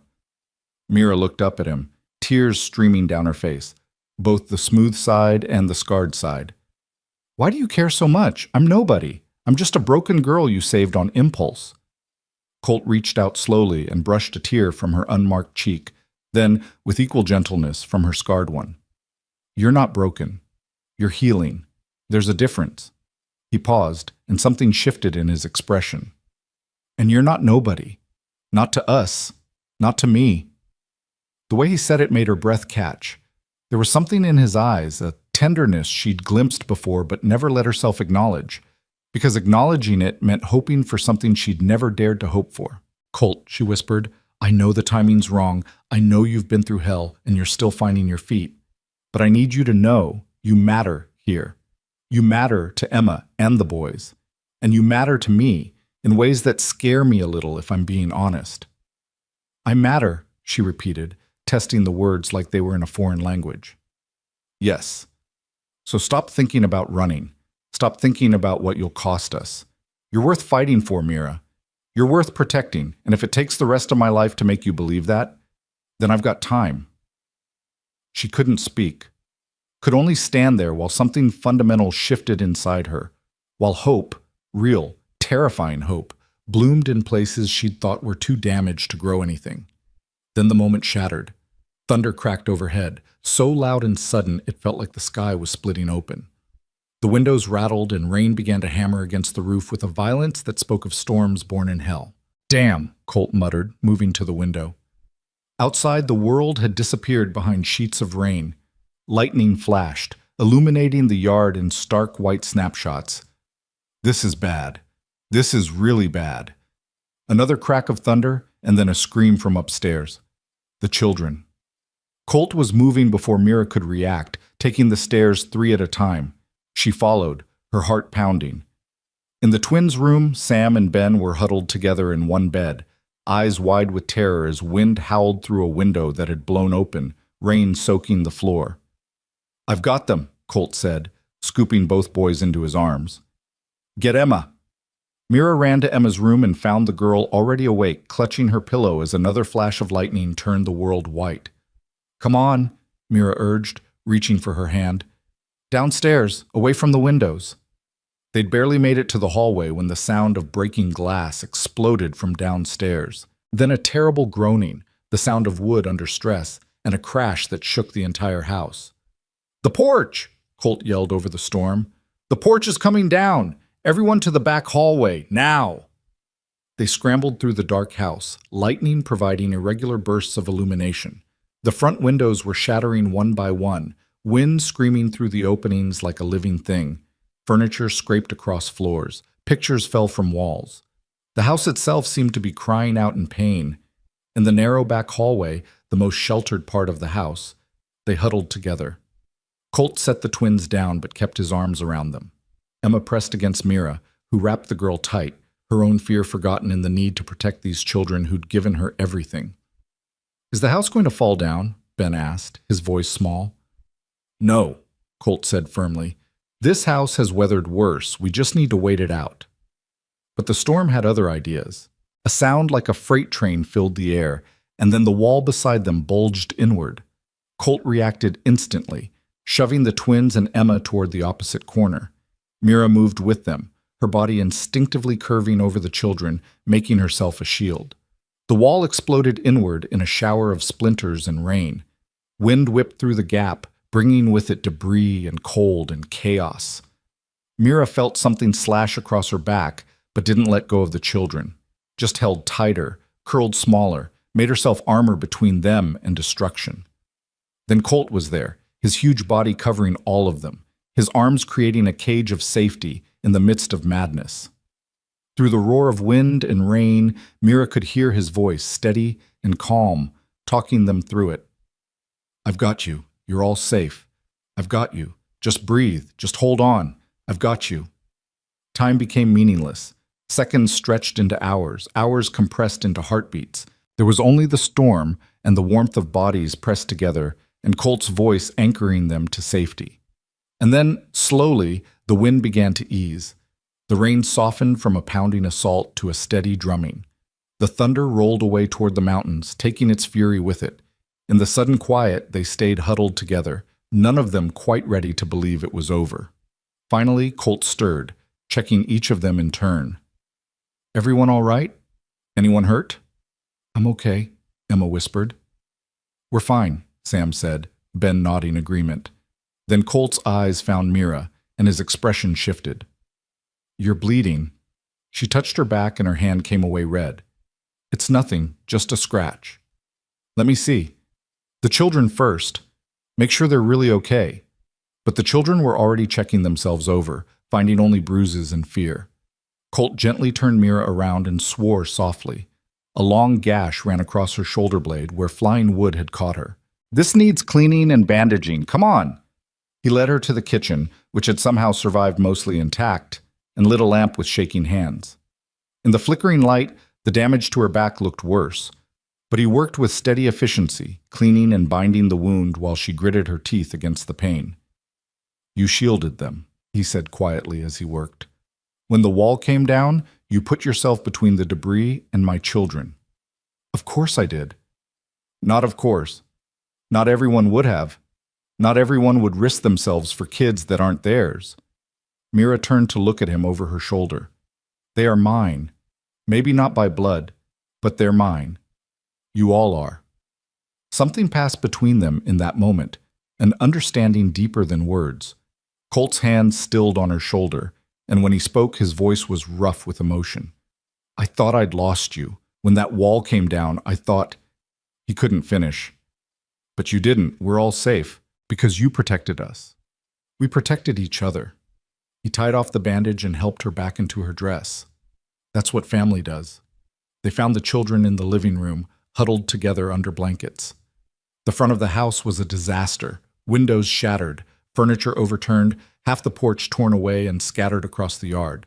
But the back rooms were largely intact, and that was enough. They spent the rest of the night together, no one wanting to be alone. As dawn broke, gray and exhausted, they ventured outside to survey the damage. It was extensive but not catastrophic. The porch could be rebuilt. The windows could be replaced.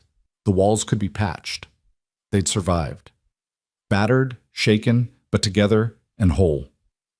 Standing in the wreckage of his front yard, Colt felt Mira slip her hand into his. He looked down at her, this girl who'd been called a beast, who'd been sold like property, who'd just spent a night protecting his children with her own body, and something in him finally, completely, surrendered.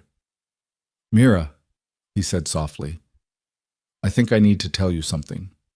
She looked up at him, her scarred face beautiful in the morning light, and waited. But before he could speak, the sound of approaching horses made them both turn. A group of riders was coming up the road, a dozen or more, and at their head rode Marcus and Margaret Thorne. They'd come back after all, and they'd brought force with them. Colt's hand tightened around Mira's, his body going tense as a drawn bowstring. Behind them, the children emerged onto what remained of the porch, and Emma immediately herded the twins back inside despite their protests. The riders came to a halt at the edge of the yard, their horses stamping and snorting in the muddy aftermath of the storm. Marcus sat tall in his saddle, triumph written across his weasel features. Margaret beside him wore that same cold smile Mira remembered from childhood, the smile that preceded locked doors and missed meals. But it was the man in the center who made Mira's blood run cold.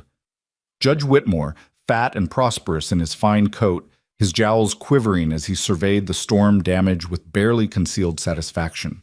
Behind them, rough-looking men sat astride their horses, hired muscle, with dead eyes and loose morals. Mr. Maddock, Judge Whitmore called out in his pompous courtroom voice, I'm afraid we have legal business to conduct.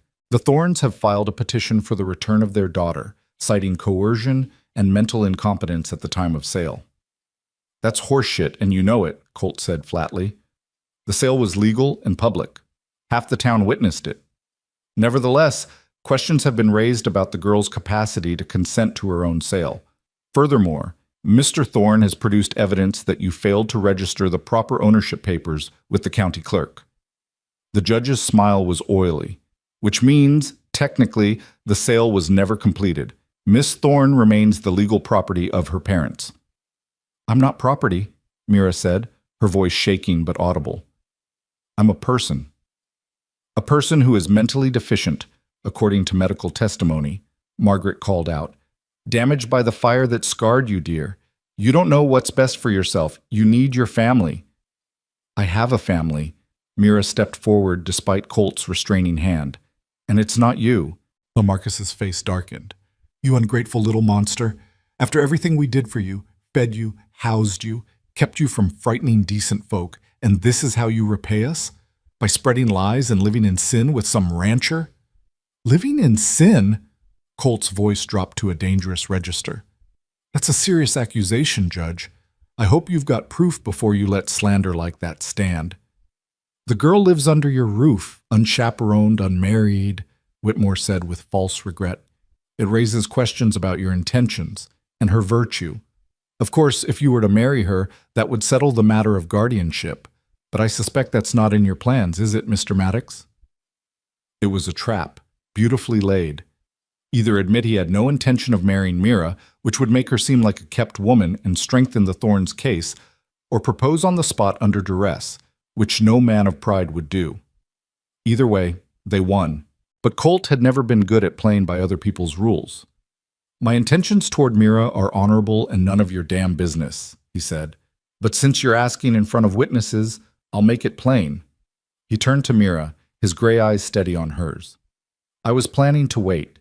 Do this proper, with flowers and a ring that didn't come from necessity. But I've never been good at waiting, and I'm too old to start now. He took both her hands in his, and the world seemed to shrink down to just the two of them despite the audience of hostile faces.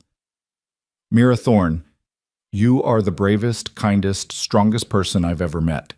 You've brought light back into this house, taught my children to see past surfaces to what matters underneath, and shown me that maybe I'm not as dead inside as I thought. His voice was rough with emotion. I don't have pretty words or promises I can't keep, but I can promise you safety. I can promise you family. And I can promise that if you'll have me, I'll spend every day for the rest of my life making sure you know you're valued. Mira stared at him, tears streaming down her face. Colt, you don't have to do this. Not like this. Not because they're forcing you. They're not forcing anything. I'm asking because I want to, because somewhere between that auction platform and last night when I thought I'd lost you, I fell in love with you, and I'm done pretending I haven't. The words hung in the storm-scrubbed air between them, impossible and perfect and terrifying. Mira's hands trembled in his, her scarred face vulnerable and open and so full of hope it hurt to look at. You love me? She whispered. I love you. Even though especially because you're you. Every part of you, the scared parts and the brave parts, the scarred parts and the whole parts. All of it. All of you. Behind them, Emma had crept back onto the porch with the twins, drawn by the sound of their father's voice. She was crying openly, hands clasped under her chin like she was watching a miracle unfold. Mira looked at Colt, this giant of a man who'd saved her, protected her, given her a home and a family, and now was offering her his name, his life, his heart. And she thought about the girl she'd been on that platform, hooded and broken, convinced she was a monster. Thought about the woman she was becoming, learning day by day that maybe she deserved softness after all. I love you too, she said, the words breaking free like birds from a cage. I think I have since the moment you lifted me off that platform. I just never believed I was allowed to. You're allowed. You're so damn allowed. He pulled her close, wrapping her in arms that felt like safety incarnate. So is that a yes? She laughed through her tears. Yes. Yes, it's a yes. He kissed her then, gentle and reverent, like she was something precious that might break. And around them, the world exploded into motion. Emma and the twins erupted in cheers, jumping and hollering with unrestrained joy. The hired men shifted uncomfortably in their saddles, looking like they'd rather be anywhere else. And Marcus Thorne's face went purple with rage. This doesn't change anything, he roared. That engagement isn't legal. There's no license, no waiting period, no... Actually, came a new voice from the road. I believe congratulations are in order. Everyone turned to see Mrs. Chen riding up on a small gray mare, and behind her a procession of townsfolk, shopkeepers and ranchers, families and widows, easily 30 people on horseback and in wagons. At their head rode Reverend Mills, the elderly minister who'd buried Colt's wife 3 years prior. Mrs. Chen, Judge Whitmore sputtered. What is the meaning of this? The meaning, Your Honor, is that some of us heard about your little visit to the Thornes last night, about how you were planning to come out here and intimidate Mr. Maddox into giving up a woman who clearly doesn't want to return to her abusers. Mrs. Chen's voice was crisp as winter air. And we decided that wasn't going to stand. This is legal business, Whitmore blustered. You have no right to interfere. We have every right. Reverend Mills urged his horse forward, his white beard bristling with righteous indignation. I've known Colt Maddox for 20 years. He's a good man, a godly man, and if he says that girl has been mistreated, I believe him. Furthermore, if he wants to marry her, I'll perform the ceremony right here and now, and you can take your objections to the Almighty. You can't just... There are laws. Marcus was nearly apoplectic now. Papers to file, witnesses required, a waiting period of... No waiting period required in cases of emergency, Mrs. Chen interrupted. And I'd say a judge and a lynch mob showing up at dawn constitutes an emergency. As for witnesses, we've got 30 right here. She looked at Colt. That is, if you're serious about this proposal. Colt never took his eyes off Mira. Dead serious. Then let's make it official. Reverend Reverend Mills dismounted with the stiffness of age and made his way to where Colt and Mira stood. The townsfolk formed a rough semicircle around them, creating a barrier between the couple and the Thorns group. Judge Whitmore looked apoplectic, but even he wasn't stupid enough to challenge 30 armed citizens on their home ground. "Now then," the Reverend said, pulling a worn Bible from his coat. "This is a bit irregular, but the Lord works in mysterious ways. Do you, Colt Maddox, take this woman as your lawfully wedded wife, to have and to hold from this day forward, for better or worse, in sickness and health, till death do you part?" "I do," Colt said without hesitation. "And do you, Mira Thorne, take this man as your lawfully wedded husband, to have and to hold from this day forward, for better or worse, in sickness and health, till death do you part?" Mira looked at Colt, at his children watching from the porch with shining eyes, at the circle of townsfolk who'd ridden out at dawn to defend her right to choose her own life. Then she looked at her parents, at their faces twisted with impotent fury, and she smiled. "I do." "Then by the power vested in me by God in the territory of Montana, I pronounce you husband and wife. What God has joined together, let no man put asunder." The Reverend beamed at them. "You may kiss your bride, son." Colt cupped Mira's face in his huge hands, his thumbs gentle on both her smooth cheek and her scarred one, and kissed her like she was air and he'd been drowning. The crowd erupted in applause and cheers, hats thrown in the air, whooping that echoed across the hills. When they finally broke apart, both breathless, Mira was laughing and crying at once. "We're married! We're actually married!" "You're stuck with me now," Colt said, grinning wider than she'd ever seen him smile. "I can live with that." Marcus's voice cut through the celebration like a knife. "This is a farce, a mockery. That marriage isn't legal and we'll have it annulled before—" "Judge Whitmore," Mrs. Chen said sweetly, pulling a folded paper from her saddlebag. "Would you care to explain this document I found in the county clerk's office? The one showing that Colt Maddox did file the proper ownership papers for his auction purchase 3 days after the transaction, dated, stamped, and signed by the clerk himself?" The color drained from Whitmore's face. "That's impossible. I checked the records myself, and you missed it because you were looking under livestock instead of personal contracts. Easy mistake to make. Unless, of course, you weren't really looking at all and just took Marcus's word for it." She smiled, showing teeth, which would suggest collusion between a judge and a plaintiff.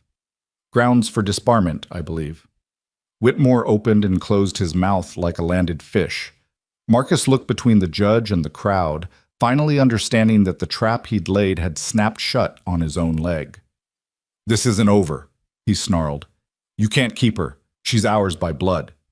"She's mine by law," Colt said quietly, "and by choice. Her choice, which is the only one that matters. We could contest the marriage. Mental incompetence, coercion, fraud." "You could try," Mrs. Chen agreed. "Of course, then we'd have to bring up the real story of how Mira got those scars. Funny thing, I've been doing some asking around. Turns out there were witnesses to that fire 16 years ago. People who remember seeing Marcus Thorne stumbling drunk from the house before it went up. People who remember how convenient it was that his mother died and his 5-year-old daughter got blamed." The silence that followed was absolute. Marcus went white, then red, his hands clenching into fists. "You can't prove anything." "Maybe not, but I can talk. And in a small town, talk is currency." Mrs. Chen's eyes were hard as agates. "You've got 2 choices, Marcus. You can ride away now, accept that your daughter is married and beyond your reach, and maybe people will forget about certain questions regarding that fire. Or you can push this, and I'll make it my personal mission to dig up every piece of dirt on you until the whole territory knows exactly what kind of man you are." Margaret grabbed her husband's arm, her face pinched with fear. "Marcus, let's go. It's not worth it." "But she's gone. She's gone. We lost." Margaret's voice was bitter as wormwood. "Let's go home before we lose more than just her." For a moment it looked like Marcus might charge forward anyway, pride and rage warring with self-preservation. But the circle of armed townsfolk, the storm-damaged ranch behind them, and the calm certainty in Colt's eyes finally broke through his fury. "Fine," he spat. Keep the freak. She was always more trouble than she was worth anyway. But don't come crying to us when you realize what a mistake you've made, Maddox. That face might be just skin, but the rot goes deeper. Get off my land, Colt said, his voice deadly quiet. And if you ever come back, if you ever so much as speak my wife's name, I'll make you regret the day you were born. That's not a threat. It's a promise. Marcus jerked his reins, wheeling his horse around. Margaret followed, and the judge and their hired men fell in behind them like a funeral procession. The entire group rode away in sullen silence, heading back toward Dry Creek and whatever remained of their reputation. The moment they were out of sight, the tension broke. Townsfolk surged forward with congratulations and backslapping, Mrs. Chen pressing a hastily wrapped package into Mira's hands. "Wedding present," she said with a wink. "Best linen in my shop. You're going to need it." Emma launched herself off the porch and into Mira's arms, sobbing happily. "You're really my mother now, really and truly." "If you'll have me," Mira said, holding the girl tight. "Of course I'll have you. I picked you first, remember?" The twins piled on, creating a knot of arms and tears and laughter.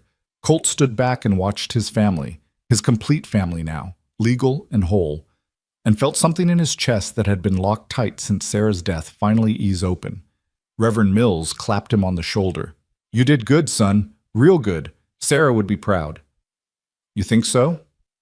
"I know so. She always said you needed someone to shake you out of your grief and remind you how to live. Looks like you found her." The celebration continued for hours. Someone produced a fiddle and someone else a jug, and soon there was music and dancing in the muddy yard. Neighbors pitched in to help clear the worst of the storm debris, and by midday the porch had been stabilized and the broken windows boarded up.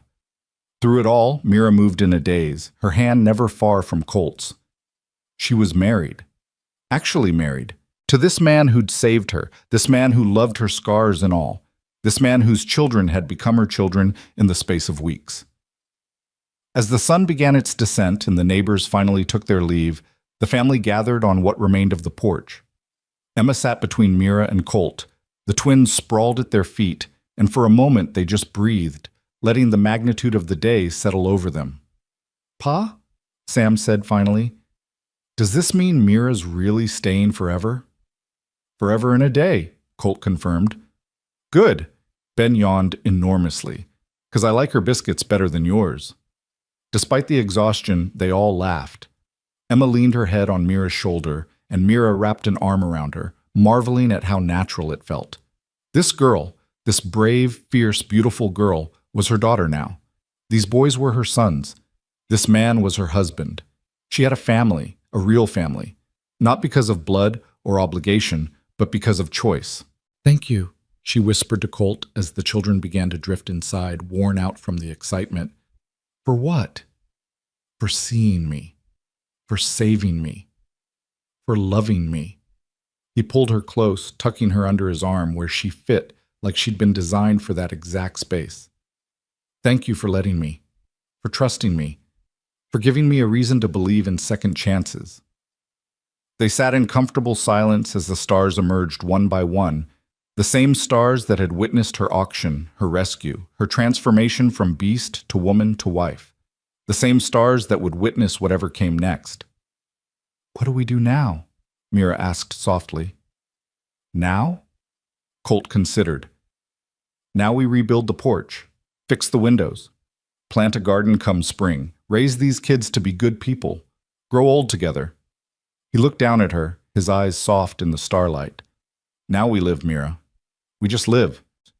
She thought about the girl in the burlap sack, the beast on the platform, the monster locked away for 16 years.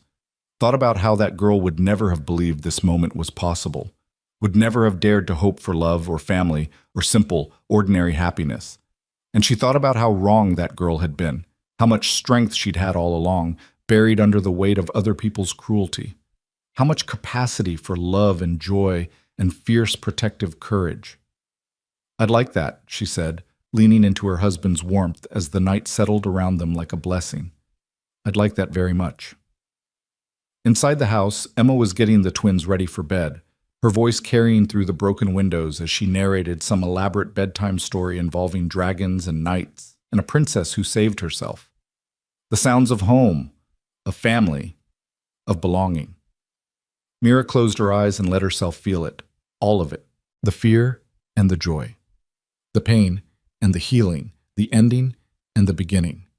Let herself believe finally, completely, that she deserved this, that she was worth saving, that she was, and always had been, human. Later that night, after the children were asleep and the house had settled into quiet, Colt found Mira in the kitchen. She was washing dishes by lamplight, and something about the domestic simplicity of it, his wife in his kitchen, in their home, made his throat tight. "Leave those," he said softly. "Come with me." He led her outside to where the old burlap sack hung on the line, exactly where he'd left it weeks ago. It swayed gently in the night breeze, a ghost of who she used to be. "I kept meaning to throw this away," he said, "but I couldn't. Didn't feel right." Mira reached out and touched the rough fabric, remembering the suffocating darkness, the shame, the belief that she deserved to be hidden away.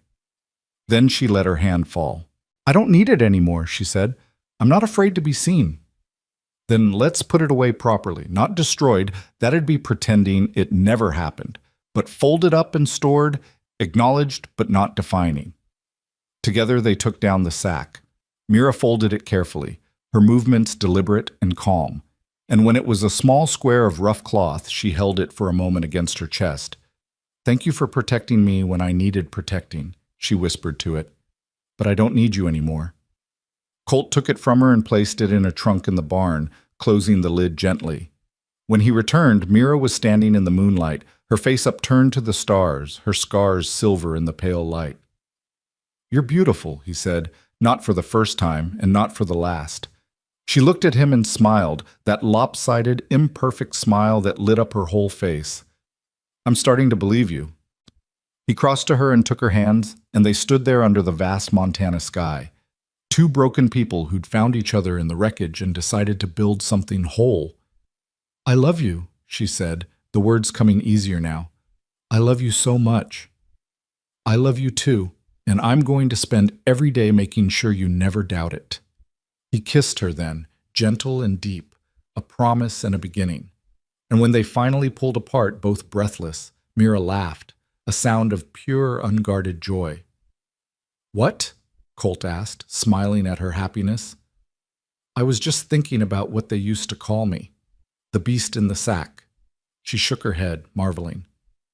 "But you looked inside and found something worth loving." "I found you," he corrected, "and you were always worth loving. You just needed someone to show you."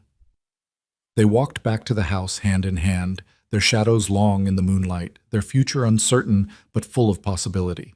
Behind them, the barn door swung gently in the breeze, and inside the trunk, the burlap sack lay folded and still.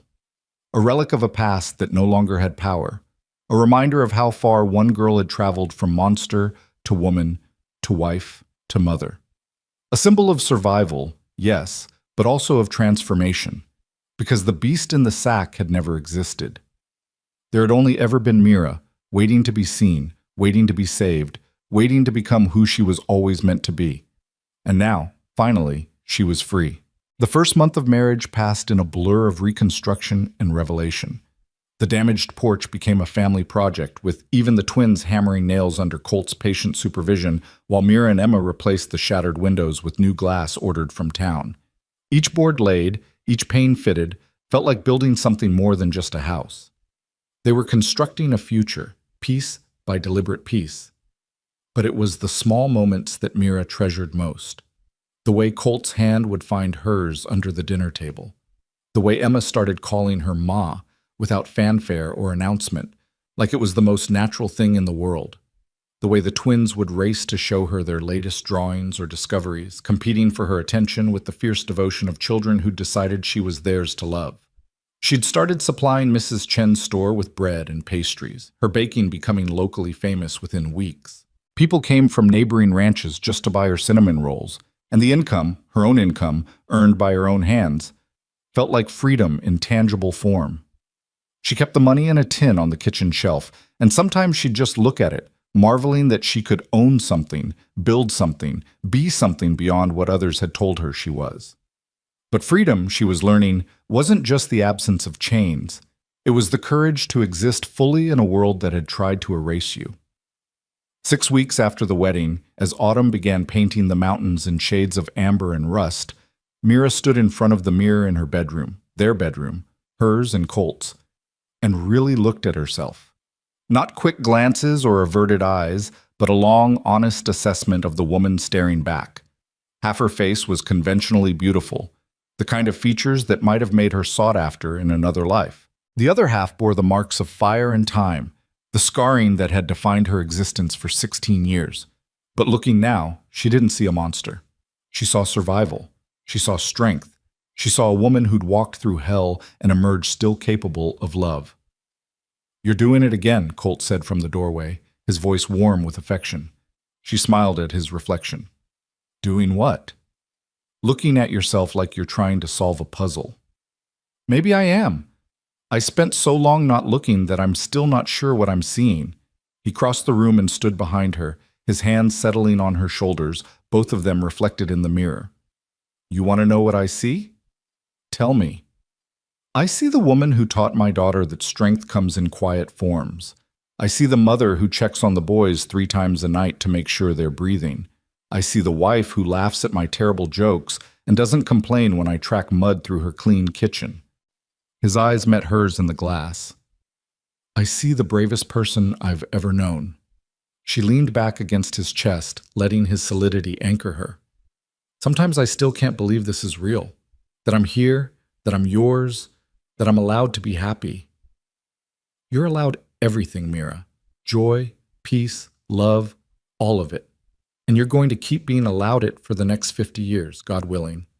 She turned in his arms and kissed him, soft and grateful, then pulled back with a small smile. "Emma wants to go into town today. Something about fabric for new dresses. Says I need more than 3 outfits if I'm going to be a proper ranch wife." Emma's probably right. That girl inherited her mother's sense of these things. He paused. "You comfortable going into town now, after last time?" The last time had been 2 weeks ago, when Mira had accompanied Emma to the general store and been met with a mixture of reactions. Some people had stared, others had whispered, but Mrs. Chen had greeted her warmly, and several women had complimented her baking, and slowly, so slowly, Mira had begun to understand that not everyone saw her as a monster. "I think so," she said now. "I can't hide here forever, as much as I might want to sometimes." "You're not hiding, you're living. There's a difference." He kissed her forehead. "But I'll come with you today. Safety in numbers and all that." They set out mid-morning, the whole family packed into the wagon. The boys were excited about candy from the general store. Emma had her fabric list, and Mira clutched Colt's hand tighter than strictly necessary as Dry Creek came into view. The town looked different in the bright autumn sunlight. Less menacing, more ordinary. Just a collection of buildings where people lived and worked and went about their daily business. Still, Mira's heart hammered as they rolled down the main street. But something was different this time. As they passed, people nodded. A few even waved. Old Mr. Peterson, who owned the livery, called out a greeting to Colt and tipped his hat to Mira. The change was subtle but unmistakable. "Word spreads fast in small towns," Colt murmured as he helped her down from the wagon. "People know you stood up to your parents, know you're making good at the ranch, know you're not the broken thing they thought you were." "Or they're just scared of you," Mira whispered back. "That too. But mostly the first thing." Inside Mrs. Chen's store, they were greeted like old friends. The shopkeeper immediately pulled Emma toward the fabric section, chattering about new patterns that had just arrived. The twins made a beeline for the candy jars, and Mira found herself face to face with 3 women she didn't recognize. "Mrs. Maddox," the eldest said, extending her hand. "I'm Dorothy Hartford. This is my daughter Anne and my niece Sarah. We wanted to thank you." Mira shook her hand cautiously. "Thank me? For what?" "For your bread. My husband hasn't stopped talking about those dinner rolls since I brought some home last week. Says they're the best he's had since his mother passed 20 years ago." Dorothy smiled warmly. "But also for being brave enough to show your face. My Sarah here has a birthmark across half her neck, and she's been hiding it under high collars her whole life. Since you started coming to town, she's been wearing it visible. Says if Mrs. Maddox can be brave, so can she.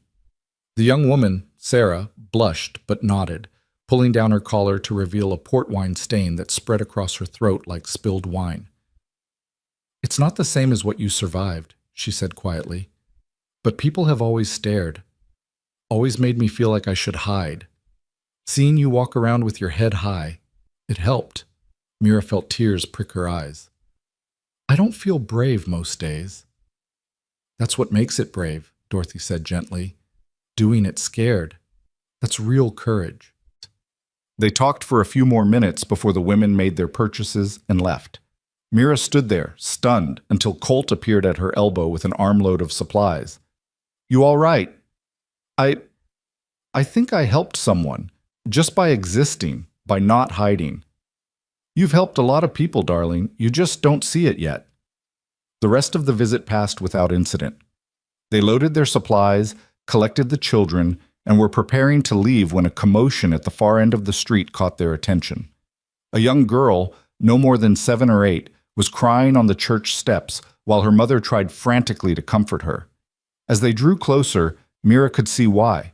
The child's dress had caught on something and torn badly, revealing bandages on her arm. I'm sorry, Mama, the girl sobbed. I'm sorry I'm so clumsy. I ruin everything. The mother looked exhausted and worried. It's all right, sweetheart. We'll fix it. We always do. Mira found herself moving toward them before she'd consciously decided to. Colt followed, always her shadow, always her support. Excuse me, Mira said softly. I couldn't help but overhear. I'm pretty good with a needle. Maybe I could help. The mother looked up and recognition flickered across her face. She'd clearly heard about Mira. Everyone in town had by now, but whatever she'd heard didn't translate to hostility, just relief. Oh, would you? I'm terrible at mending, and this is her only good dress. We were supposed to meet her father at the hotel, but now... She trailed off helplessly. May I? Mira asked the little girl, who was staring at her with wide eyes. The child nodded, and Mira knelt on the steps, examining the tear. This isn't so bad.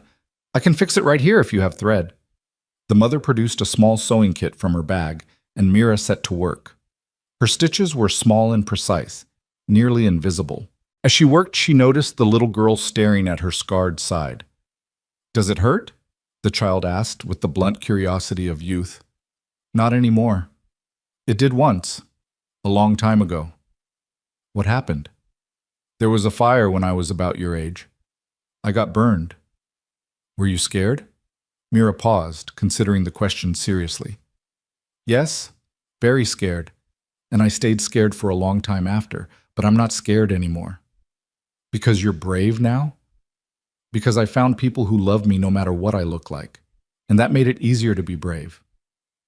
The little girl thought about this, then pointed to her own bandaged arm. I fell. Mama says I might have a scar. Scars aren't so bad, Mira said gently, finishing the last stitch and biting off the thread. They're just proof you survived something hard. They're like medals, really. Medals you wear on your skin instead of your shirt. The child's face brightened. Medals. I like that. Mira handed the repaired dress back to the mother, who looked close to tears. Thank you so much. How can I repay you? No payment needed. Just pass the kindness forward when you get the chance. As they walked back to the wagon, Emma appeared at Mira's side, pride shining in her eyes. That was really nice what you did. It was just mending a dress. It was more than that. You gave that little girl a different way to think about her scar. That's bigger than sewing. Later, as they drove home through the golden afternoon, Mira leaned against Colt's shoulder and watched the landscape roll by. The mountains stood eternal against the sky, the grass rippled like water in the breeze, and somewhere a hawk circled on thermal currents, hunting with patient grace. I think I'm starting to understand something, she said quietly. What's that? Why you saved me. I used to think it was impulse or charity, but it's bigger than that. You saved me because that's what people are supposed to do for each other. See each other, help each other, refuse to look away when someone's suffering. Colt's arm tightened around her. Took you long enough to figure that out. I'm a slow learner sometimes. You're exactly the learner you need to be. The weeks continued to unspool, each one bringing small triumphs and minor setbacks, all of them navigated together. Mira's baking business grew until she was supplying 3 stores in neighboring towns. Emma bloomed under having a mother again, her grief over Sarah's death finally easing as she learned that love doesn't replace love. It expands to include it. The twins grew like weeds, their drawings now covering most of the barn's exterior, a riot of color and imagination that made visitors smile.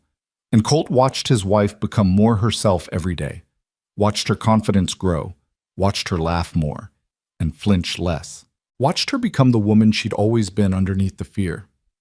3 months after the wedding, on a crisp December morning with snow threatening in the gray-bellied clouds, Colt found Mira in the barn. She was standing in front of the trunk where they'd stored the burlap sack, her hand resting on the lid. "You thinking about it?" he asked. "Thinking about burning it." "Why?" "Because it still has power. Even locked away, even folded up, I know it's here. And sometimes I wonder if I should destroy it completely, erase that part of my life." Colt came to stand beside her. "Or you could leave it. Proof of where you came from, reminder of how far you've traveled." "It hurts to remember." "Healing usually does." He paused. "But it's your choice. It always has been. If you need to burn it to move forward, then we'll burn it together." Mira stood there for a long moment, her hand on the trunk, feeling the weight of the decision. Then slowly, she lifted her hand and stepped back. "No," she said finally. "I think I'll leave it. Not because I need it or want to remember the bad parts, but because someday, maybe, I'll want to show my children or grandchildren what their mother survived, what she overcame, and maybe it'll help them be brave when they're scared. That's the spirit." Colt pulled her close, kissing the top of her head. "Now come on. Emma's been baking all morning, and the boys are dying to show you their Christmas surprise." Christmas at the ranch was a revelation. Emma had decorated every surface with pine boughs and holly. The twins had made ornaments from pine cones and string, and on Christmas morning, when they gathered around the small tree Colt had cut from the North Ridge, Mira felt something she'd never experienced before. She felt like she belonged to something larger than herself, something good and warm and permanent. The children gave her gifts they'd made: drawings, a carved horse from Ben, a pressed flower collection from Sam, a scarf Emma had knitted in secret, and when Colt handed her a small box wrapped in brown paper, she opened it with trembling fingers. Inside was a ring, simple silver etched with a running horse, the same one he'd promised her that day on the porch, but also a pair of matching earrings, delicate and beautiful. "I know I gave you a ring already," he said, "but that one was practical, done in haste. This one's because I want to, because you deserve beautiful things, because I love you." She threw her arms around his neck, crying happy tears while the children whooped and hollered. And later, when the excitement had died down and the children were playing with their new toys, she stood at the window wearing her new jewelry and watched snow begin to fall. Behind her, Colt wrapped his arms around her waist and rested his chin on her head. "Happy? Happier than I ever thought possible. Happier than I deserve." "You deserve everything, Mira Maddox. When are you going to believe that?" She turned in his arms and looked up at him, this man who'd given her everything: safety, family, love, and most importantly, the courage to believe she was worth all of it. "I'm starting to," she said. "Slowly, but I'm starting to." Winter deepened, spring returned, and life continued its steady rhythm.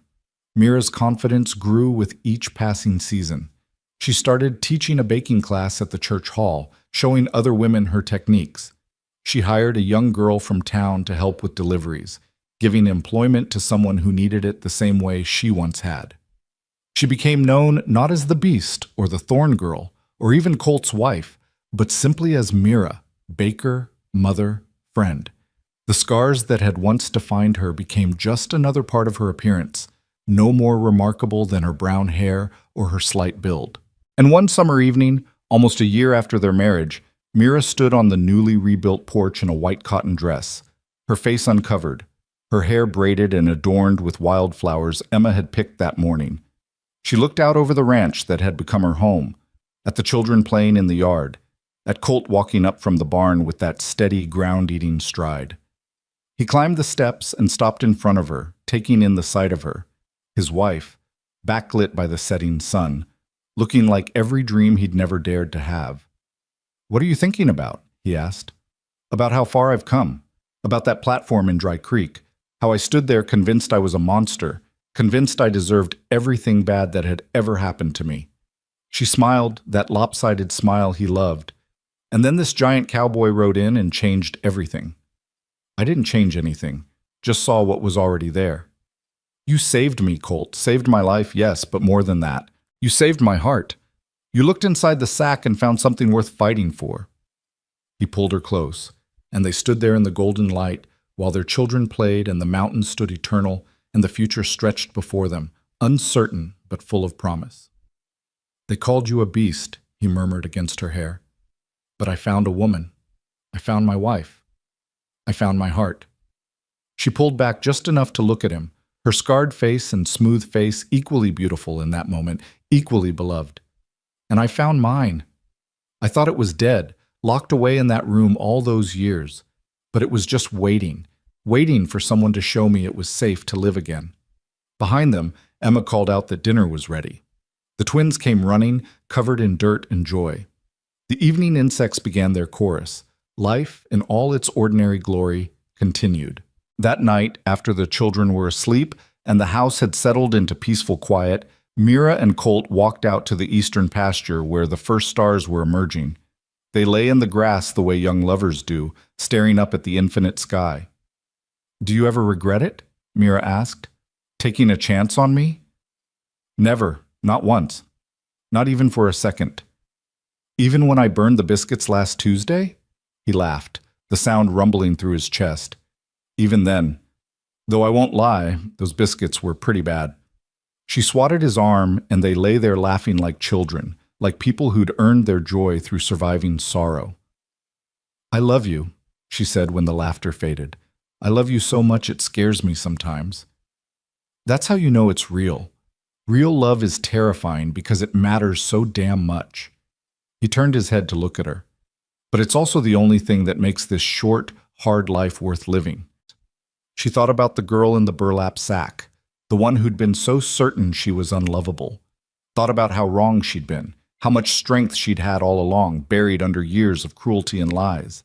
And she thought about the woman she was now, baker, mother, wife, friend. A woman with scars and stories and courage earned through survival. A woman who'd learned that beauty wasn't about symmetry or perfection, but about the capacity to love and be loved in return. "Maybe from today on," she whispered, echoing the words Colt had said to her months ago, "we live with nothing left to hide." "We already do, darling. We already do." They lay there until the stars crowded the sky from horizon to horizon, until the night air grew cool and drove them back inside. And as they walked hand in hand toward the house, toward their home, their family, their life, Mira looked back once at the barn where the burlap sack lay folded in its trunk. They had called her the beast in the sack, had tried to make her believe she was something to be hidden and ashamed of. But Colt had looked past the surface to the truth underneath. He'd found a woman worth fighting for, a heart worth saving, a love worth building a life around. And she had found the same in him, not a savior, but a partner. Someone who saw her completely and loved her anyway. Someone who'd helped her understand that she'd never been a monster at all. Just a girl who'd been taught to fear her own reflection. A girl who'd needed someone to show her that scars were just proof of survival, that being different wasn't the same as being wrong, that love could heal wounds thought to be permanent. Inside the house, Emma had left a lamp burning in the window, a beacon, a welcome, a promise that this was home. Mira squeezed Colt's hand and he squeezed back, and together they crossed the threshold into the life they'd built. A life without hiding, without shame, without fear. A life where a girl once called a beast had learned to be beautifully, perfectly human. And that, Mira thought, as Colt closed the door behind them and pulled her into his arms, was the greatest miracle of all. Not that she'd been saved from the platform, not that she'd married well, or found safety, or even learned to live without the hood. The miracle was simpler and more profound than all of that. The miracle was that she'd learned to believe she deserved saving, that her scars didn't define her worth, that she was, and always had been, enough. The beast in the sack was gone, laid to rest in a trunk in a barn, a relic of a past that held no more power. In its place stood Mira Maddox, scarred and strong, broken and healed, lost and found, and finally, impossibly, free.